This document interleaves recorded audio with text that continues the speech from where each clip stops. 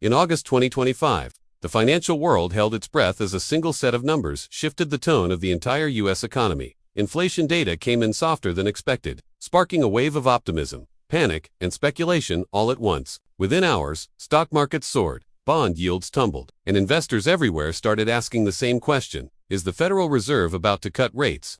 This wasn't just another dry economic release. It was a turning point, one that carried massive implications not just for Wall Street insiders, but for everyday businesses, consumers, and even governments worldwide. Because in a global economy built on the back of U.S. monetary policy, one small shift in inflation data can ignite ripple effects across continents. And this time, the ripples looked more like shockwaves.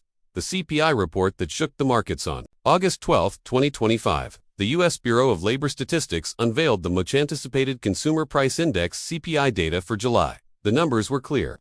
Headline CPI rose just 0.2% from the previous month. Year-over-year, inflation cooled to 2.7%, a notch below the consensus estimate of 2.8%.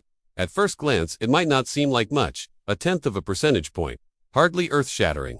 But in the high-stakes world of inflation monitoring, that tiny dip was like a spark landing in dry grass. Even more closely watched was the core CPI, which strips out the notoriously volatile categories of food and energy. Core prices climbed 0.3% month-over-month, translating to a 3.1% increase from July 2024. Analysts nodded. This was exactly in line with forecasts. Stable, predictable, but crucially slower than the runaway inflation of the past few years. Why did this matter so much? Because for months, Americans had been crushed under higher living costs, and the Fed had been walking a tightrope. Raise rates too much and risk breaking the economy. Raise too little and let inflation run rampant. This latest data signaled that maybe, just maybe, the dragon of inflation was finally cooling. Economists pointed to three key drivers: declining energy costs as oil markets stabilized, a moderation in housing and rental growth, and slower wage hikes across industries. Altogether, these factors hinted that the U.S. economy might finally be regaining balance. But balance for some means opportunity for others, and investors wasted no time seizing it. Wall Street's reaction. The rally heard around the world within hours of the release.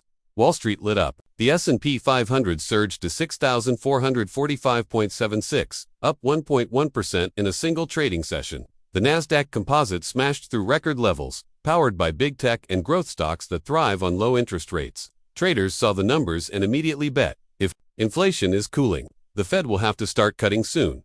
The bond market echoed the excitement. U.S. Treasury yields dipped sharply as investors piled into government securities, betting on rate cuts to drive yields lower. Meanwhile, commodities traders played their own game. Gold prices spiked as cautious investors hedged against volatility, while oil markets reacted with mixed signals, weighing falling inflation against uncertain global demand. This wasn't just an isolated rally, it was a full-blown market-wide shift in sentiment, one where traders, economists, and policymakers suddenly found themselves recalculating every assumption about the path ahead. The Fed factor, rate cuts on the horizon. The real drama, however, wasn't in stocks or bonds, it was in what this meant for the Federal Reserve.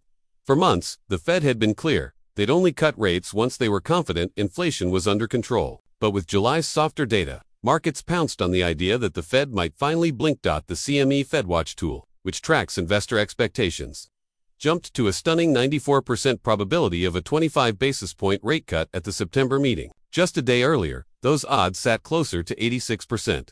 Overnight, confidence skyrocketed. And yet, not everyone was convinced.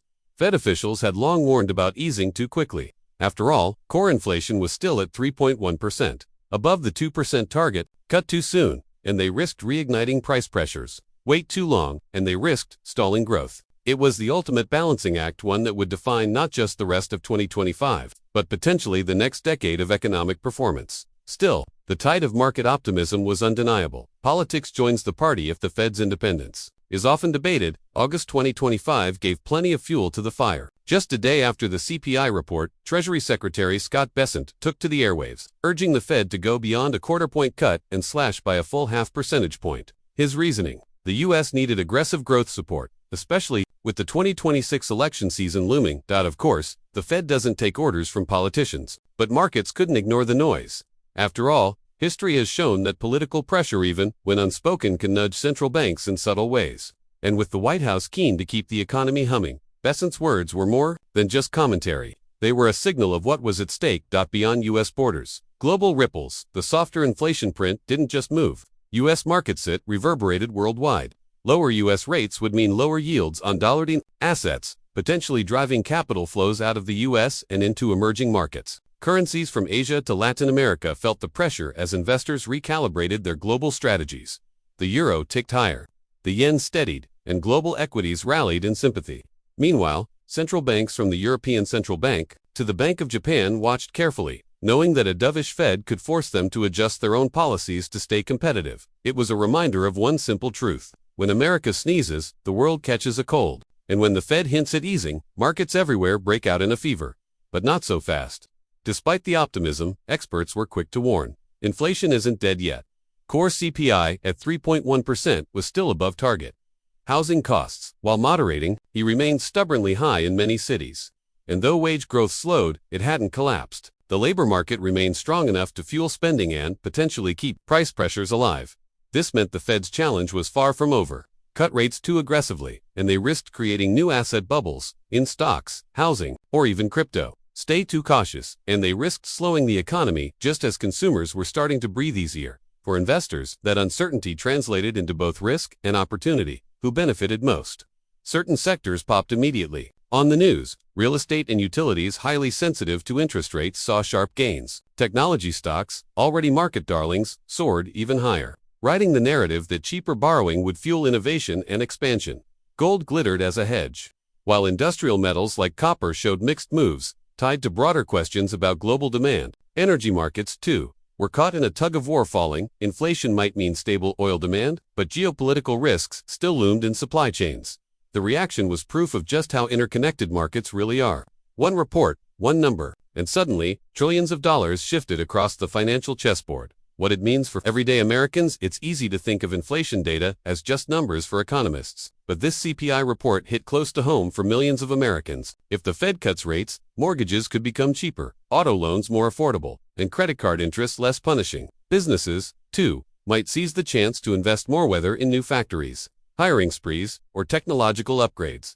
That translates into more jobs, stronger consumer confidence, and potentially a cycle of growth. But of course, the reverse is also possible. Cheaper credit can fuel overspending, drive up asset prices, and ultimately set the stage for another inflation flare dash-up. It's a fine line, and one that policymakers will need to tread carefully. Big picture, so, where does this leave us? The July 2025 inflation report marked more than just a data point. It was a signal that the inflation beast might finally be tamed, that the Fed might be ready to ease, and that markets, for now, were ready to party. But it also raised deeper questions about sustainability. Can the U.S. economy keep growing without reigniting inflation? Will global markets stay stable as capital shifts? And how much influence will politics really have on monetary policy in the months ahead? For now, one thing is certain. Every trader, every business leader, and every policymaker is watching the Fed's next move with eagle eyes. Because whatever they decide in September could set the tone, not just for Wall Street, but for Main Street, for global markets, and for the future of the U.S. economy itself. And that's why this isn't just about inflation. It's about power, policy, and the financial destiny of millions. If you want to keep up with these shifts, so you're never caught off guard when the next CPI number drops or the Fed makes its move, make sure to like this video, subscribe to the channel, and hit that notification bell. Because in a world where one report can move markets by trillions, staying informed isn't optional, it's survival.